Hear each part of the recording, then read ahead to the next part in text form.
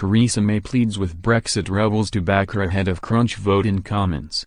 The EU Withdrawal Bill is set to return to the Commons next week with a crunch vote on the customs union, single market and Parliament's say on the final Brexit deal. Mrs May said, "I hope what everybody will see when they come to vote next week is the importance of ensuring that we get the EU Withdrawal Bill onto the statute book, because it's that bill which ensures we're able to have a smooth transition when we leave the European Union." The Trade Bill and Taxation Bill are also set to return to Parliament by mid-July. The Prime Minister said these other bills are also important for the future structure that we need in place after Brexit.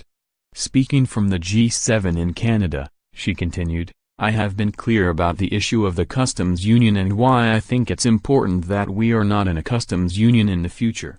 I have set out, and this is what we are working towards, our objectives in terms of the future customs arrangement we have with the EU, which is the no hard border between Ireland and Northern Ireland, as frictionless trade as possible between the UK and EU, and able to pursue an independent trade policy which is important for that bright future."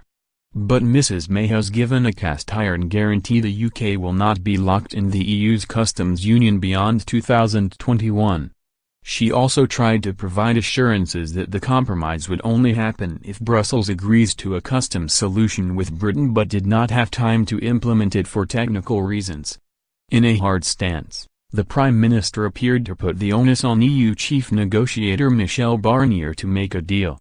It means that Brussels' rule over British trade and its ability to block lucrative free trade deals with the rest of the world has a time limit which the Prime Minister made clear she will not compromise on.